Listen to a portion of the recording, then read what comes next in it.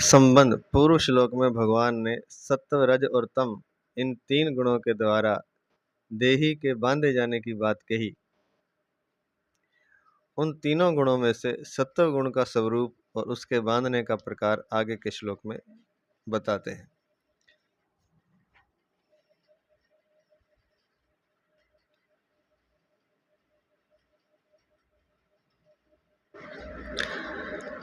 तत्र सत्वं निर्मलत्वात् प्रकाशकं नामयम् सुख संगेन बध्नाति ज्ञान संगेन चानघ। हे पाप रहित अर्जुन, उन गुणों में सत्वगुण निर्मल स्वच्छ होने के कारण प्रकाशक और निर्विकार है। वह सुख की आसक्ति से और ज्ञान की आसक्ति से देही को बांधता है। व्याख्या। तत्र सत्वम निर्मलत्वात्। पूर्व श्लोक में सत्व, रज और तम इन तीनों गुणों की बात कही। इन तीनों गुणों में सत्व गुण निर्मल अर्थात मल रहित है। तात्पर्य है कि रजोगुण और तमोगुण की तरह सत्व गुण में मलिनता नहीं है। प्रत्युत यह रजोगुण और तमोगुण की अपेक्षा निर्मल स्वच्छ है। निर्मल होने के कारण यह परमात्म तत्व का ज्ञान कराने में सहायक है। प्रकाशकम, सत्व गुण निर्मल स्वच्छ होने के कारण प्रकाश करने वाला है। जैसे प्रकाश के अंतर्गत वस्तुएं साफ साफ दिखती हैं, ऐसे ही सत्व गुण की अधिकता होने से रजोगुण और तमोगुण की वृत्तियां साफ साफ दिखती हैं। रजोगुण और तमोगुण से उत्पन्न होने वाले काम, क्रोध, लोभ, मद, मात्सर्य आदि दोष भी साफ साफ दिखते हैं। मद होता है अहंकार, मात्सर्य होती है ईर्ष्या, आदि दोष भी साफ साफ दिखते हैं। अर्थात इन सब विकारों का साफ साफ ज्ञान होता है। सत्व गुण की वृद्धि होने पर इंद्रियों में प्रकाश, चेतना और हल्कापन विशेषता से प्रतीत होता है, जिससे प्रत्येक परमार्थिक अथवा लौकिक विषय को अच्छी तरह समझने में बुद्धि पूरी तरह कार्य करती है और कार्य करने में बड़ा उत्साह रहता है। सत्व गुण के दो रूप हैं। नंबर 1 शुद्ध सत्व, जिसमें उद्देश्य परमात्मा का होता है। नंबर 2 मलिन सत्व, जिसमें उद्देश्य संसारिक भोग और संग्रह का होता है। स्टार लिख के दिया है नीचे। परमात्मा का उद्देश्य न होने के कारण इसको मलिन सत्व कहा गया है। मलिन सत्व में रजोगुण साथ रहता है। शुद्ध सत्व गुण में परमात्मा का उद्देश्य होने से परमात्मा की तरफ चलने में स्वाभाविक रुचि होती है। मलिन सत्व गुण में पदार्थों के संग्रह और सुख भोग का उद्देश्य होने से संसारिक प्रवृत्तियों में रुचि होती है, जिससे मनुष्य बंध जाता है। मलिन सत्व गुण में भी बुद्धि संसारिक विषय को अच्छी तरह समझने में समर्थ होती है। जैसे सत्व गुण की वृद्धि में ही वैज्ञानिक नए नए आविष्कार करता है, किंतु उसका उद्देश्य परमात्मा की प्राप्ति न होने से वह अहंकार, मान बढ़ाई, धन आदि से संसार में बंध जाता है। अनामयम, सत्वगुण रज और तम की अपेक्षा विकार रहित है। वास्तव में प्रकृति का कार्य होने से यह सर्वथा निर्विकार नहीं है। सर्वथा निर्विकार तो अपना स्वरूप अथवा परमात्म तत्व ही है।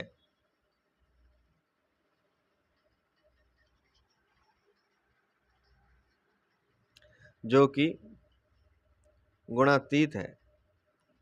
परमात्म तत्व की प्राप्ति में सहायक होने से भगवान ने सत्व गुण को भी विकार रहित कह दिया है। सुख संगेन बध्नाति ज्ञान संगेन चानघ। जब अंतःकरण में सात्विक वृत्ति होती है, कोई विकार नहीं होता है, तब एक सुख मिलता है, शांति मिलती है। उस समय साधक के मन में यह विचार आता है कि ऐसा सुख हरदम बना रहे, ऐसी शांति हरदम बनी रहे, ऐसी निर्विकारता हरदम बनी रहे। परंतु जब ऐसा सुख, शांति, निर्विकारता नहीं रहती, तब साधक को अच्छा नहीं लगता। यह अच्छा लगना और अच्छा न लगना ही सत्व गुण के सुख में आसक्ति है, जो बांधने वाली है। इसलिए महाराज जी कहते हैं कि ध्यान के सुख को भी चाहना नहीं है। तो ये अच्छा लगना और अच्छा न लगना सत्व गुण के सुख में आसक्ति है, जो बांधने वाली है। जब सत्व, रज और तम, इन तीनों गुणों का, इनकी वृत्तियों का, विकारों का साफ साफ ज्ञान होता है,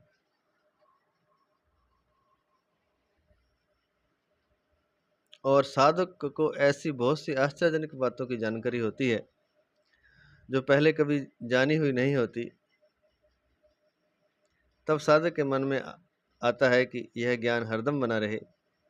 यह ज्ञान में आसक्ति है, जो बांधने वाली है। मैं दूसरों की अपेक्षा अधिक विशेष जानता हूं, यह अभिमान भी बांधने वाला होता है। इस तरह सत्व गुण सुख और ज्ञान के संग अर्थात आसक्ति से साधक को बांध देता है। तो एक तो सुख उसे अच्छा लगता है, शांति अच्छी लगती है, यह भी बांधती है।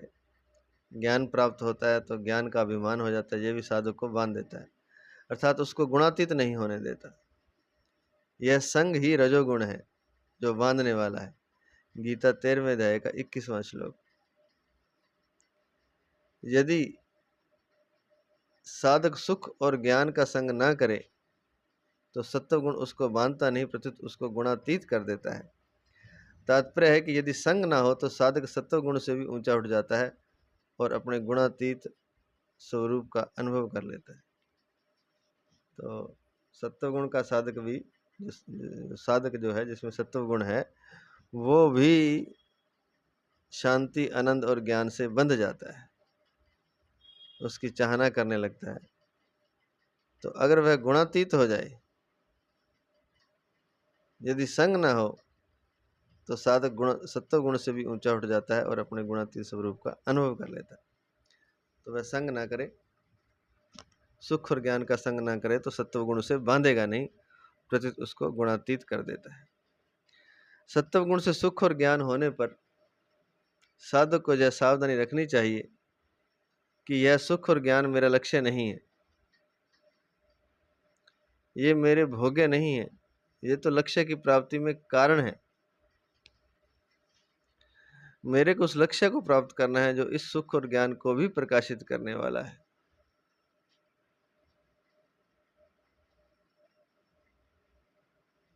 सुख, ज्ञान आदि सभी सत्वगुण की वृत्तियां हैं। ये कभी घटती हैं, कभी बढ़ती हैं, कभी आती हैं, कभी जाती हैं, परंतु अपना स्वरूप निरंतर एक रस रहता है, उसमें कभी घटबढ़ नहीं होती। अतः साधक को सत्व गुण की वृत्तियों से सदा तटस्थ, उदासीन रहना चाहिए, उनका उपभोग नहीं करना चाहिए। इससे वह सुख और ज्ञान की आसक्ति में फंसेगा नहीं। पुनः सुन लें, साधक को सत्व गुण की वृत्तियों में सदा तटस्थ अर्थात उदासीन रहना चाहिए, उनका उपभोग नहीं करना चाहिए। इससे वह सुख और ज्ञान की आसक्ति में फंसेगा नहीं। अगर साधक सत्व गुण से होने वाले सुख और ज्ञान का संग न करे तो उसको शीघ्र ही परमात्मा प्राप्ति हो जाती है।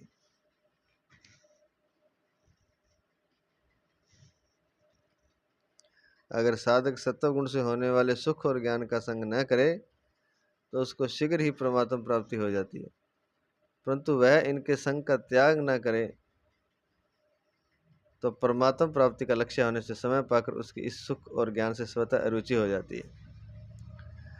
अगर साधक सत्व गुण से होने वाले सुख और ज्ञान का संग ना करे तो उसको शीघ्र ही परमात्मा प्राप्ति हो जाती है।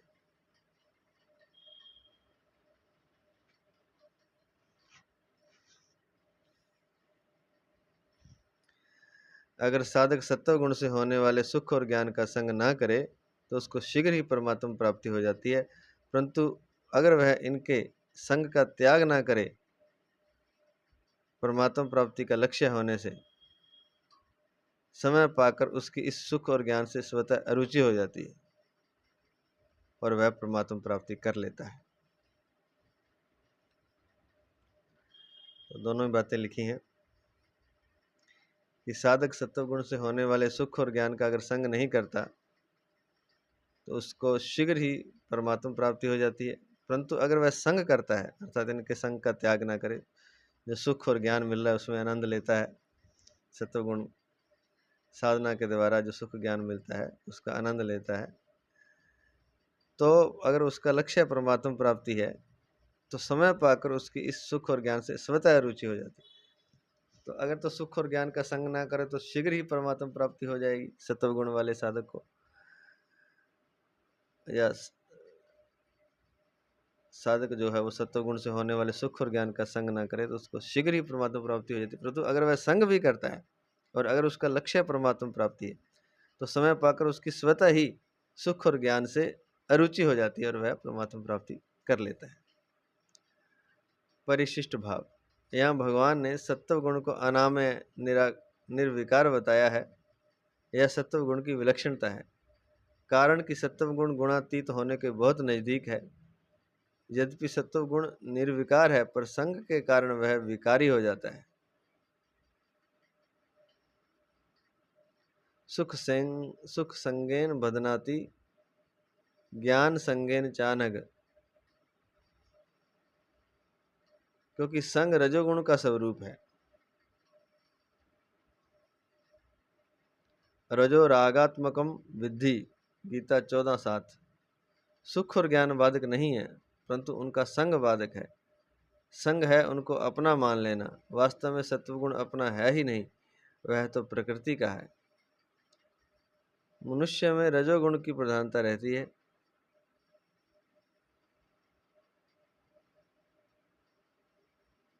रजसी प्रलयम गत्वा कर्म संगीषु जायते, 14:15।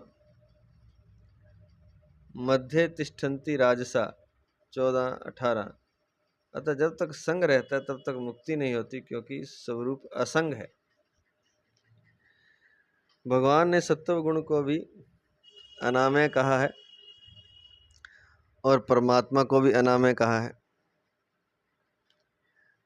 पदम गच्छन्त्य नामयम 2:51। इससे यह समझना चाहिए कि सत्वगुण तो सापेक्ष अनामय है और परम पद निरपेक्ष अनामय है।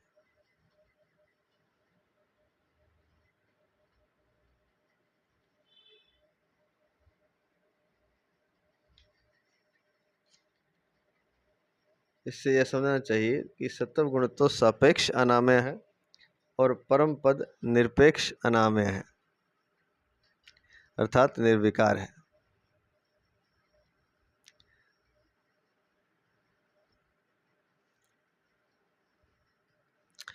तीनों गुण प्रकृतिजन्य होते हुए भी रजोगुण तृष्णा तथा आसक्ति से पैदा होने वाला, तमोगुण अज्ञान से पैदा होने वाला, इसी अध्याय का 7वां-8वां श्लोक। परंतु सत्व गुण केवल प्रकृतिजन्य है। तात्पर्य है कि सत्व गुण प्रकृतिजन्य तो है पर किसी विकार से जन्य नहीं है, इसलिए इसको अनामय कहा जाता है। सात्विक सुख और सात्विक ज्ञान भी स्वयं के नहीं है, प्रत्युत प्रकृतिजन्य होने से पर के हैं, अर्थात पराधीन हैं। सात्विक सुख और सात्विक ज्ञान भी, इनमें पराधीनता का सुख है, अपने स्वरूप का सुख नहीं। ज्ञान और सुख जो मिलता है समाधि आदि में, यह पराधीनता का सुख है। सात्विक सुख और सात्विक ज्ञान भी स्वयं के नहीं है, प्रत्युत प्रकृतिजन्य होने से पर के हैं, अर्थात पराधीन है। इनमें पराधीनता का सुख है, अपने स्वरूप का नहीं। सात्विक ज्ञान और तत्व ज्ञान में अंतर। सात्विक ज्ञान में तो मैं ज्ञानी नहीं हूं, यह संग है।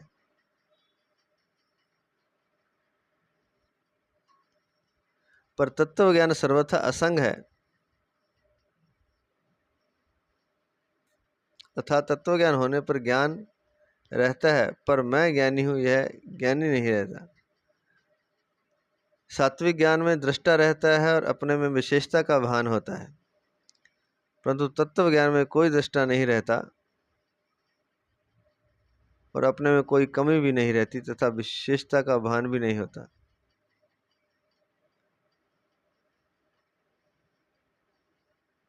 क्योंकि व्यक्तित्व नहीं रहता। अपने में विशेषता का अनुभव होना ही संग है। विशेषता का अनुभव मैं ज्ञानी हूं ऐसा स्वीकार करने से होता है। तो अगर अपने में हम विशेषता अनुभव करते हैं कि मैं बहुत ज्ञानी हूं, तो व्यक्तित्व निर्मित हो जाता है, अहंता निर्मित, अहंकार निर्मित हो जाता है। और अपने विशेषता का अनुभव होना ही संग है। विशेषता का अनुभव मैं ज्ञानी हूं ऐसा स्वीकार करने से होता है। अपने आप को विशेष कब मानता है कि मैं ज्ञानी हूं ऐसा स्वीकार कर लेता है। तत्व ज्ञान होने पर निजानंद का अनुभव होता है। 13वें अध्याय के 27वें श्लोक में सात्विक ज्ञान का और 28वें श्लोक में तत्व ज्ञान का वर्णन हुआ है। अगला श्लोक नंबर 7, संबंध। रजोगुण का स्वरूप और उसके बांधने का प्रकार क्या है, इसको आगे के श्लोक में बताते हैं।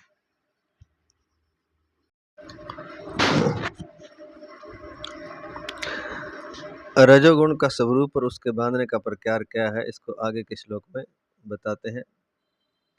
रजोरागात्मकं विद्धि तृष्णा संग समुद्भवम् तन्निबध्नाति कौन्तेय कर्म संगेन देहिनम्। हे कुंती नंदन, तृष्णा और आसक्ति को पैदा करने वाले रजोगुण को तुम राग स्वरूप समझो। वह कर्मों की आसक्ति से देही अर्थात जीवात्मा को बांधता है।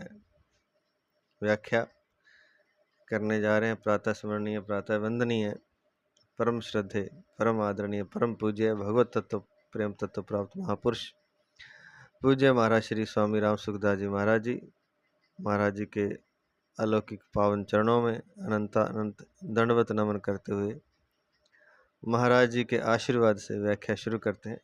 पहले आज भूल गए व्याख्या महाराज जी का स्मरण करना, अनंत क्षमा चाहते हैं, क्षमा करें।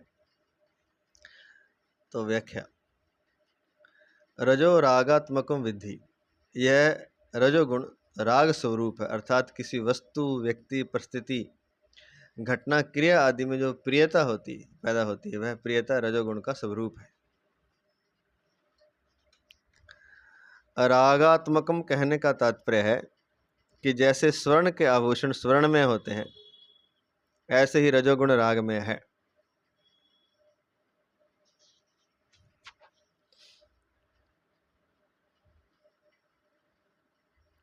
जैसे स्वर्ण के आभूषण स्वर्ण में होते हैं, ऐसे ही रजोगुण राग में है। राग का ही नाम रजोगुण है, ऐसा कह सकते। पतंजल योग दर्शन में क्रिया को रजोगुण का स्वरूप कहा गया है। इसको एक लिख के दिया है नीचे। प्रकाश क्रिया स्थितिशीलम भूतेन्द्रियात्मकम भोगापवर्गार्थम दृश्यम, योग दर्शन 2:18। तो पतंजल योग दर्शन में क्रिया को रजोगुण का स्वरूप कहा गया है, परंतु श्रीमद् भगवद गीता में भगवान क्रिया मात्र को गौण रूप से रजोगुण का मानते हुए भी मुख्यतः राग को ही रजोगुण का स्वरूप मानते हैं। परंतु श्रीमद् भगवद गीता में भगवान क्रिया मात्र को गौण रूप से रजोगुण मानते हुए भी मुख्यतः राग को ही रजोगुण का स्वरूप मानते हैं। तो ऐसे इसलिए तो कहा कि जैसे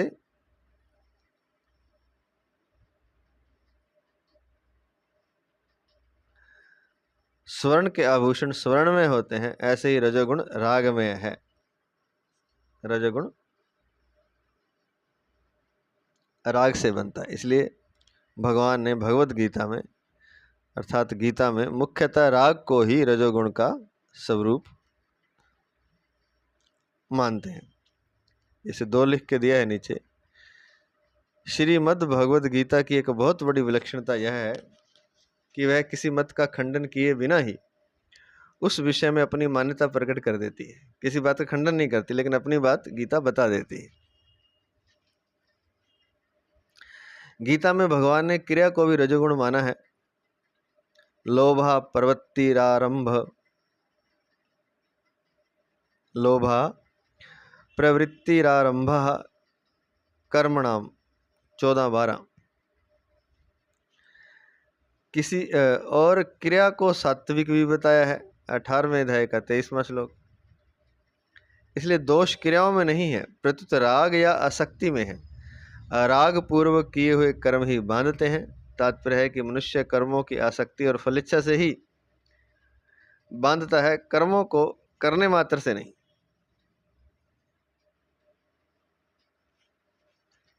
राग न रहने पर संपूर्ण कर्म करते हुए भी मनुष्य नहीं बंधता।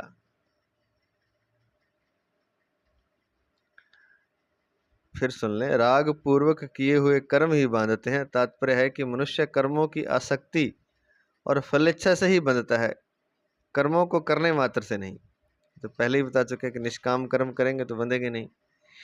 राग न रहने पर संपूर्ण कर्म करते हुए भी मनुष्य नहीं बंधता। चौथे अध्याय का 19वां श्लोक।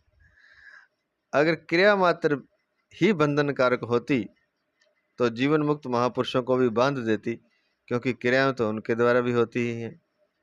14वें अध्याय का 22वां श्लोक। भगवान के द्वारा सृष्टि की रचना करना भी कर्म है तथा अवतार लेकर वे भी क्रियाएं अर्थात लीलाएं करते हैं, पर कर्मों में आसक्ति न रहने से उनको कर्म बांधते नहीं। 9वें अध्याय का 9वां श्लोक।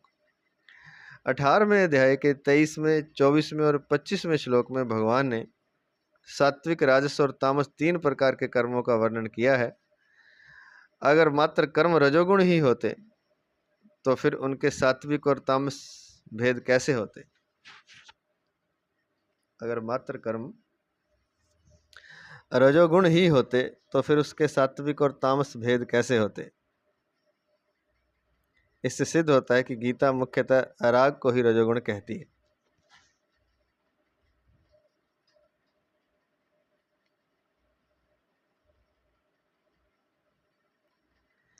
तो इसलिए भगवान ने मुख्यतः राग को ही रजोगुण का स्वरूप माना है। इसलिए योगस्थः कुरु कर्माणि संग त्यक्त्वा 2:48 पदों में आसक्ति का त्याग करके कर्तव्य कर्मों को करने की आज्ञा दी गई है। नहीं तो कर्म करने की आज्ञा नहीं देते। अगर क्रिया मात्र ही, कर्म मात्र ही अगर बांधने वाले होते तो फिर ऐसा क्यों कहते कि योगस्थः कुरु कर्माणि संग त्यक्त्वा।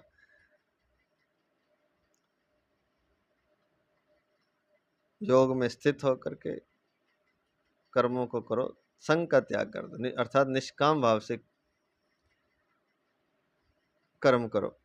निष्काम भाव से किए गए कर्म मुक्त करने वाले होते हैं। तीसरे अध्याय का 19वां श्लोक। इसी अध्याय के 22वें श्लोक में भगवान कहते हैं कि प्रवृत्ति अर्थात क्रिया करने का भाव उत्पन्न होने पर भी गुणातीत पुरुष का उसमें राग नहीं होता। क्रिया करने का भाव उत्पन्न होने पर भी गुणातीत पुरुष का उसमें राग नहीं होता। तात्पर्य यह हुआ कि गुणातीत पुरुष में भी रजोगुण के प्रभाव से प्रवृत्ति तो होती है,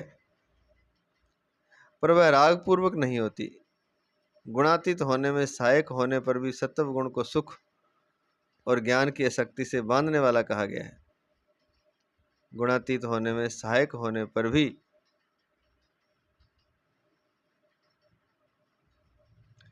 सत्व गुण को सुख और ज्ञान की आसक्ति से बांधने वाला कहा गया है। इससे सिद्ध होता है कि आसक्ति ही बंधन कारक है, सत्व गुण स्वयं नहीं।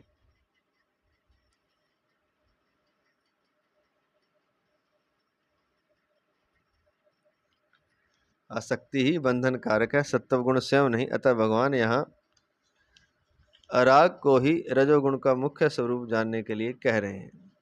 तो जो राग है वही रजोगुण का मुख्य स्वरूप है।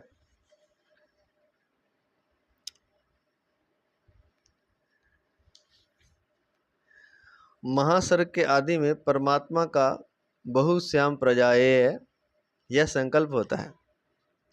यह संकल्प रजोगुणी है। इसको गीता ने कर्म नाम से कहा है।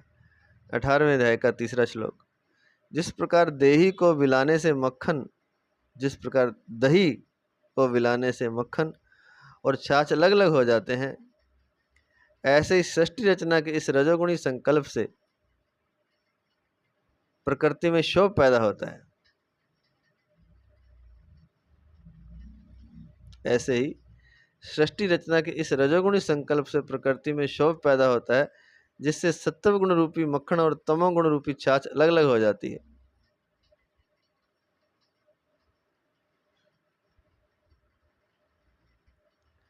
सत्व गुण से अंतःकरण और ज्ञानेंद्रियां, रजोगुण से प्राण और कर्मेंद्रियां तथा तमोगुण से स्थूल पदार्थ शरीर आदि का निर्माण होता है। तीनों गुणों से संसार के अन्य पदार्थों की उत्पत्ति होती है। इस प्रकार महासर्ग के आदि में भगवान का सृष्टि रचना रूप कर्म भी सर्वथा राग रहित होता है। गीता 4थे अध्याय का 13वां श्लोक। तृष्णा संग समुद्भवम, प्राप्त वस्तु व्यक्ति पदार्थ परिस्थिति घटना आदि बने रहें तथा वे और भी मिलते रहें, ऐसी जिमी प्रति लाभ लोभ अधिकाई की तरह तृष्णा पैदा हो जाती है। इस तृष्णा से फिर वस्तु आदि में आसक्ति पैदा हो जाती है। क्या तृष्णा है कि अच्छे अच्छे वस्तु, अच्छे व्यक्ति, अच्छे पदार्थ, अच्छी परिस्थितियाँ, अच्छी घटनाएं आदि बनी रहे। वो जो अच्छे भगवान ने दिया सब कुछ अच्छा अच्छा, वो अच्छा ही बना रहे और अच्छा मिलता रहे, ऐसी तृष्णा पैदा हो जाती है। तृष्णा संग समुद्भव, समुद्भव, समुद्भवम, जैसे तुलसीदास जी महाराज जी ने भी कहा है, जिमी प्रति लाभ लोभ का। जैसे लाभ होता है तो और लोभ बढ़ जाता है। कोई चीज़ अच्छी मिल जाती है तो फिर और आदमी चाहता है और भी अच्छा हो जाए, तो इस तृष्णा से फिर वस्तु आदि में आसक्ति पैदा हो जाती है। व्याकरण के अनुसार इस तृष्णा संग समुद्भव पद के 2 अर्थ होते हैं। नंबर 1, जिससे तृष्णा और आसक्ति पैदा होती है, इसको 1 लिख के दिया है, तृष्णायाः संगस्य च समुद्भवो यस्मात्। जिससे तृष्णा और आसक्ति पैदा होती है, अर्थात तृष्णा और आसक्ति को पैदा करने वाला। और नंबर 2, जो तृष्णा और आसक्ति से पैदा होता है, इसे 2 लिख के दिए है, तृष्णाय संगाच समुद्भवो यस्य। तो नंबर 1 तो है जिससे तृष्णा और आसक्ति पैदा होती है, अर्थात तृष्णा और आसक्ति को पैदा करने वाला। और जो तृष्णा और आसक्ति से पैदा होता है, अर्थात तृष्णा और आसक्ति से पैदा होने वाला। जैसे बीज और वृक्ष अनन्य कारण है, अर्थात बीज से वृक्ष पैदा होता है और वृक्ष से भी फिर बहुत से बीज पैदा हो जाते हैं। ऐसे ही राग स्वरूप रजोगुण से तृष्णा और आसक्ति बढ़ती है तथा तृष्णा और आसक्ति से रजोगुण बहुत बढ़ जाता है। तात्पर्य है कि ये दोनों ही एक दूसरे को पुष्ट करने वाले हैं, अतः उपयुक्त दोनों ही अर्थ ठीक हैं।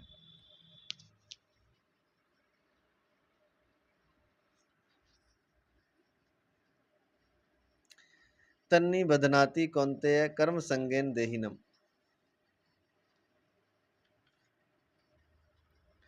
रजोगुण कर्मों की आसक्ति से शरीरधारी को बांधता है। रजोगुण कर्मों की आसक्ति से, कर्मों में आसक्ति हो जाती है तो वह शरीरधारी को बांधता है। अर्थात रजोगुण के बढ़ने पर ज्यों ज्यों तृष्णा और आसक्ति बढ़ती है, त्यों ही तो मनुष्य की कर्म करने की प्रवृत्ति बढ़ती है। कर्म करने की प्रवृत्ति बढ़ने से मनुष्य नए नए कर्म करना शुरू कर देता है। फिर वह रात दिन इस प्रवृत्ति में ही फंसा रहता है, अर्थात मनुष्य की मनोवृत्तियां रात दिन नए नए कर्म आरंभ करने के चिंतन में लगी रहती हैं। ऐसी अवस्था में उसको अपना कल्याण उद्धार करने का अवसर भी प्राप्त नहीं होता। इस तरह रजोगुण कर्मों की सुखासक्ति से शरीरधारी को बांध देता है।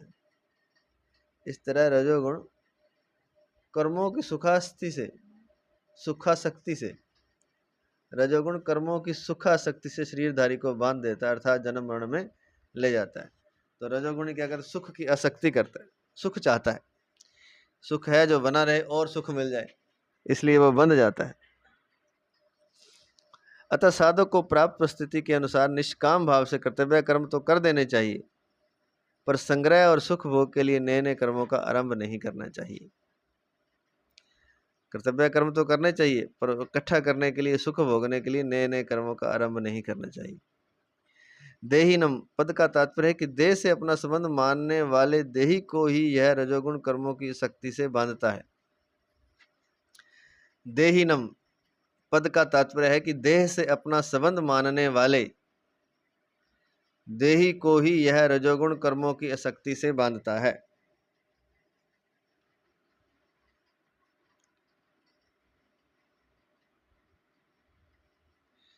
तो देह से अपना संबंध बनाएंगे इस शरीर से, तो रजोगुण से वह बंध जाएगा, तो यह रजोगुण कर्मों की आसक्ति से बांध लेगा। सकाम भाव से कर्मों को करने में भी एक सुख होता है, और कर्मों का अमुक फल भोगेंगे, इस फलाशक्ति में भी एक सुख होता है। इस कर्म और फल की सुखासक्ति से मनुष्य बंध जाता है। बंधन कहाँ है? मनुष्य कोई कर्म करता है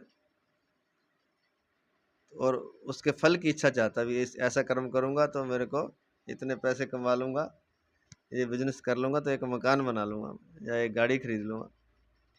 तो इस इच्छा से वह कर्म करने में भी उसको सुख पैदा होता है,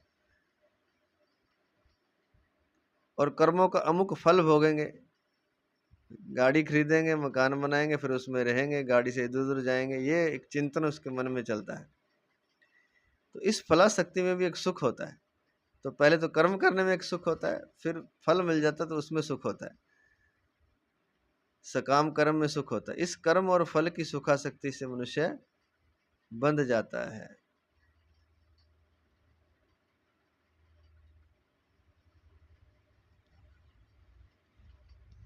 तो सकाम कर्म किया और फल की इच्छा, फल की सुखासक्ति से मनुष्य बंध जाता है। कर्मों की सुखासक्ति से छूटने के लिए साधक यह विचार करे कि ये पदार्थ, व्यक्ति, परिस्थिति, घटना आदि कितने दिन हमारे साथ रहेंगे, कितने दिन रहेंगे। कारण कि सब दृश्य प्रतिक्षण अदृश्यता में जा रहा है, जीवन प्रतिक्षण मृत्यु में जा रहा है, सर्ग प्रतिक्षण प्रलय में जा रहा है, महासर्ग प्रतिक्षण महाप्रलय में जा रहा है। आज दिन तक जो बाल्य, युवा आदि अवस्थाएं चली गई, वे फिर नहीं मिल सकती। जो बचपन चला गया या जवानी चली गई, वो मिल सकती है, वो फिर नहीं मिल सकती। तो जो चीज़ छूट रही है उसको खुद ही छोड़ दें। लेकिन बूढ़ा हो जाए तो भी वो जवानी चाहता है, जवान बनना चाहता है। बड़े बड़े राजा महाराजाओं और धनियों की अंतिम दशा को याद करने से तथा बड़े बड़े राजमहलों और मकानों के खंडरों को देखने से साधक को यह विचार आना चाहिए कि उनकी जो दशा हुई है वही दशा इस शरीर, धन, संपत्ति, मकान की भी होगी, परंतु मैंने इनके प्रलोभन में पड़कर अपनी शक्ति, बुद्धि, समय को बर्बाद कर दिया है, यह तो बड़ी भारी हानि हो गई। ऐसे विचारों से साधक के अंतःकरण में सात्विक वृत्तियां आएंगी और वह कर्म संग से ऊंचा उठ जाएगा। तो ये सोचे कि ये मकान, राजाओं के बहुत कोट किले पड़े हैं, कोई रहने वाला नहीं। बड़े बड़े राजा महाराजाओं के भी मकान खाली पड़े हैं, किले खाली पड़े हैं, महल खाली पड़े हैं। तो एक दिन सबने जाना है, ये इस बात का विचार करे अगर, तो ऐसे विचार से साधक के अंतःकरण में सात्विक वृत्तियां आएंगी और वह कर्म संग से ऊंचा उठ जाएगा। ये रजोगुण वाले साधक के लिए बता रहे हैं। अगर मैं रात दिन नए नए कर्मों को करने में ही लगा रहूंगा तो मेरा मनुष्य जन्म निरर्थक चला जाएगा, और उन कर्मों की शक्ति से मेरे को न जाने किन किन योनियों में जाना पड़ेगा और कितनी बार जन्मना मरना पड़ेगा।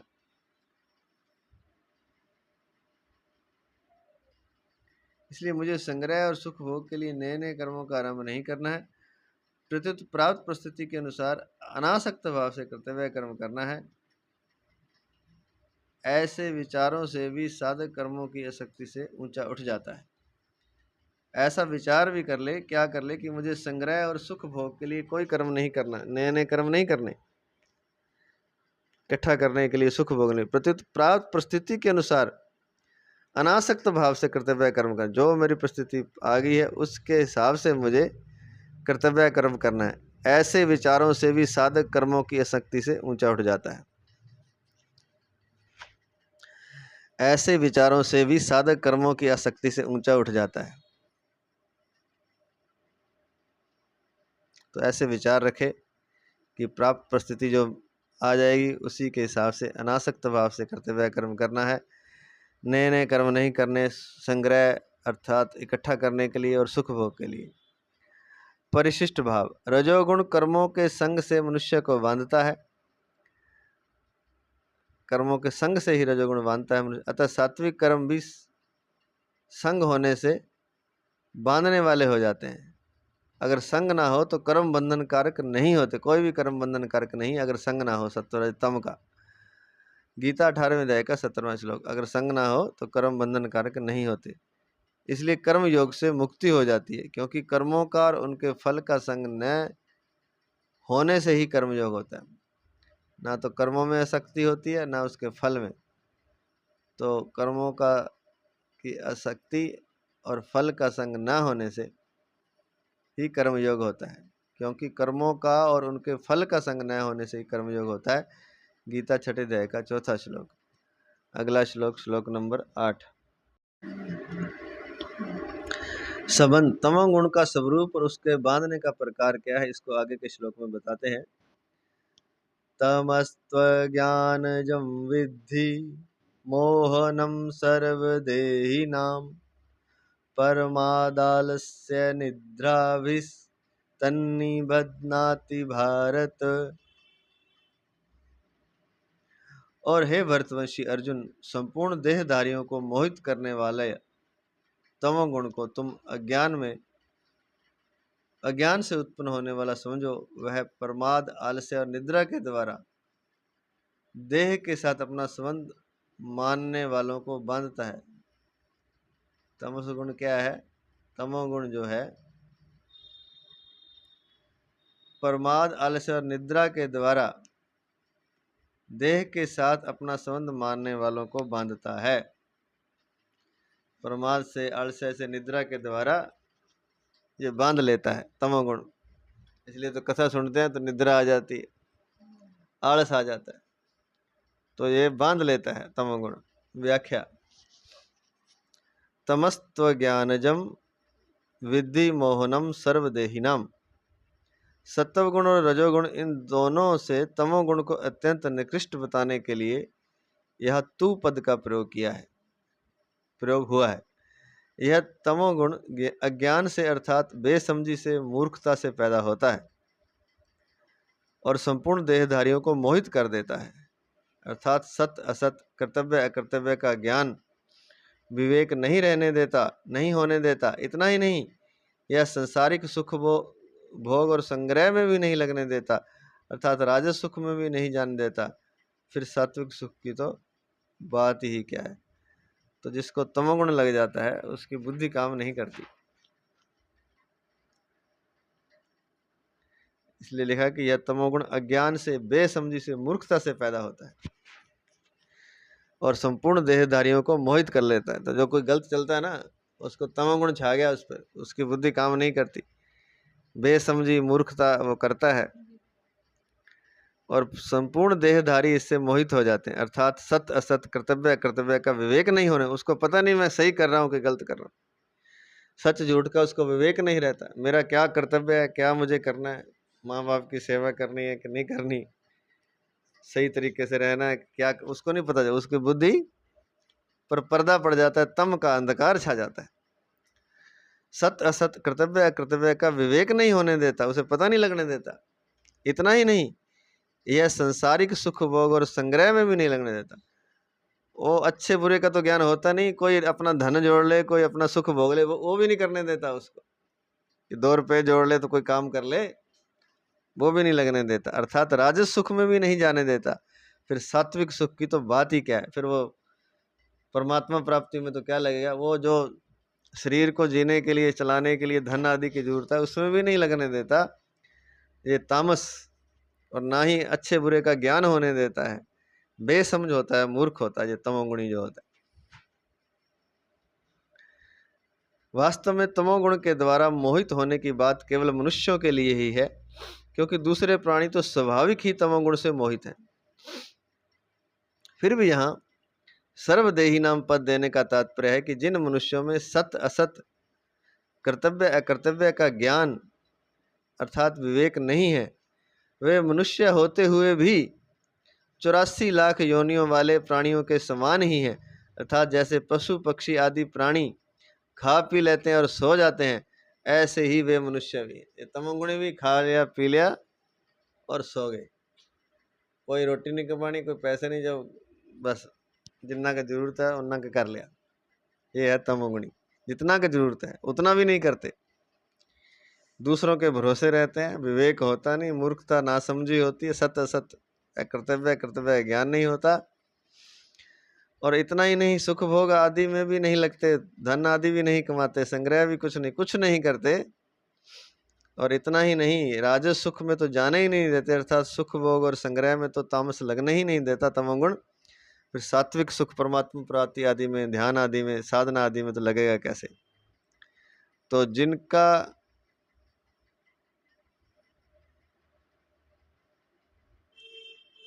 कि जिन मनुष्यों में सत असत, कर्तव्य अकर्तव्य का ज्ञान अर्थात विवेक नहीं है, वे हैं तो मनुष्य है, पर मनुष्य होते हुए भी 84 लाख योनियों वाले प्राणियों के समान ही हैं।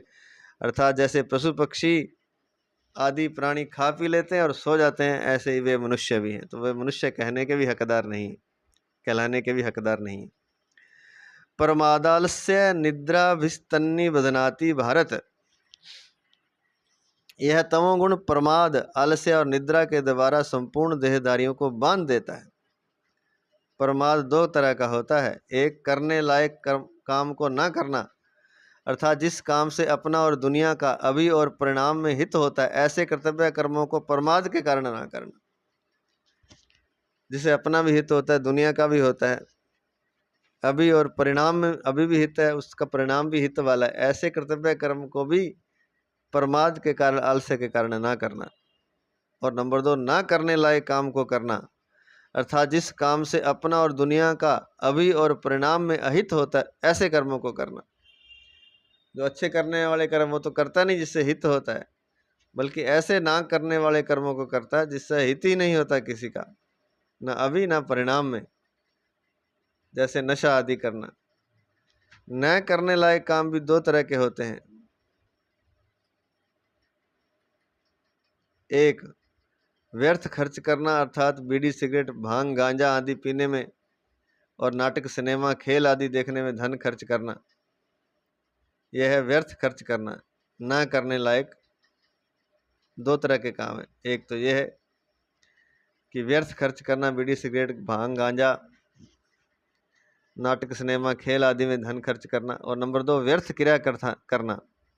व्यर्थ क्रिया करना अर्थात ताश चौपड़ खेलना, खेल कूद करना, बिना किसी कारण के पशु पक्षी आदि को कष्ट देना, तंग करना, बिना किसी स्वार्थ के छोटे छोटे पेड़ पौधों को नष्ट कर देना आदि व्यर्थ क्रियाएं करना, उल्टे काम करते हैं। आलस्य भी 2 प्रकार का होता है। सोते रहना, निकम्मे बैठे रहना, आवश्यक काम ना करना और ऐसा विचार रखना कि फिर कर लेंगे, अभी तो बैठे हैं। इस तरह का आलस्य मनुष्य को बांधता है। और दूसरा है निद्रा के पहले शरीर भारी हो जाना, वृत्तियों का भारी हो जाना, समझने की शक्ति ना रहना।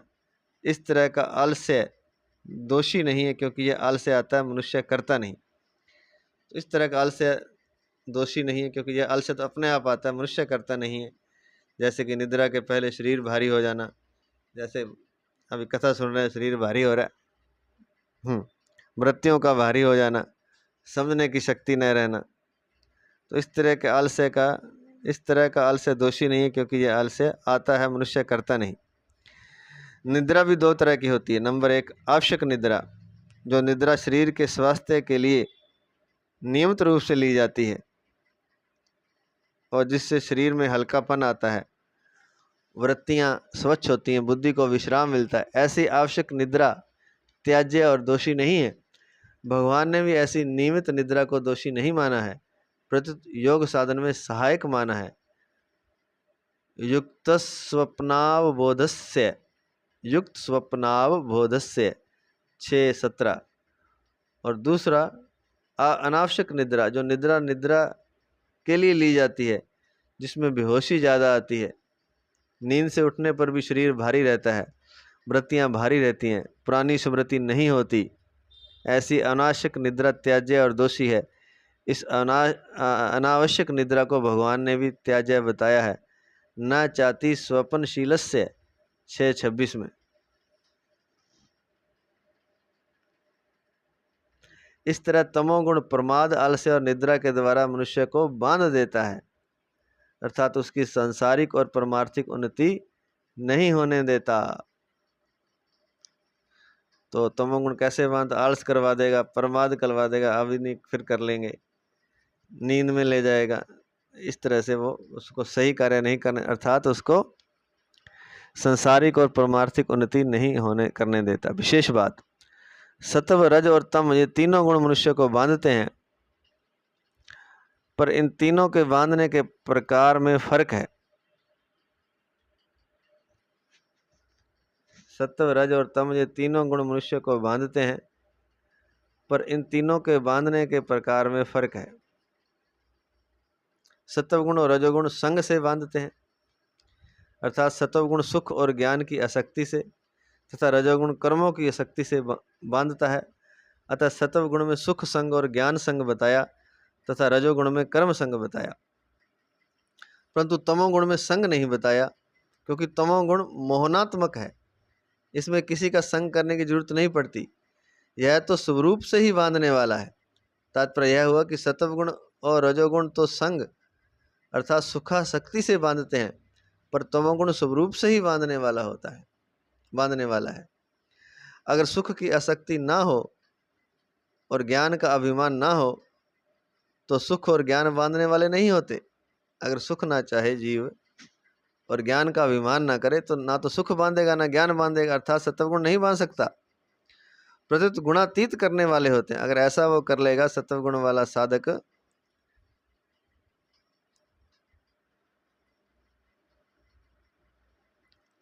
अगर वह सुख और ज्ञान का संग ना करे, अर्थात सुख की आसक्ति ना हो और ज्ञान का अभिमान ना हो, तो सुख और ज्ञान बांधने वाले नहीं होते, प्रत्युत गुणातीत करने वाले होते हैं, बल्कि इससे तीनों गुणों से पार चला जाता है, मुक्त हो जाता है। कब? जब सुख की आसक्ति ना हो और ज्ञान का अभिमान ना हो। ऐसे ही कर्म और कर्म फल में आसक्ति ना हो तो वह कर्म परमात्म तत्व की प्राप्ति करने वाला होता है। ना तो कर्म में आसक्ति और ना कर्म फल में, तो वह कर्म परमात्म तत्व की प्राप्ति कराने वाला होता है। गीता 3 अध्याय का 19वां श्लोक। उपयुक्त तीनों गुण प्रकृति के कार्य हैं और जीव स्वयं प्रकृति और उसके कार्य गुणों से सर्वथा रहित है। गुणों के साथ संबंध जोड़ने के कारण ही वह स्वयं निर्लिप्त गुणातीत होता हुआ भी गुणों के द्वारा बंध जाता है, क्योंकि गुणों के साथ संबंध जोड़ लेता है।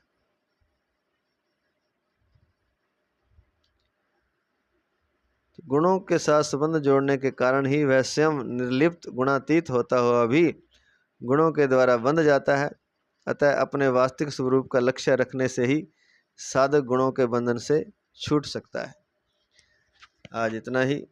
जय श्री कृष्ण, जय श्री कृष्ण, जय श्री कृष्ण।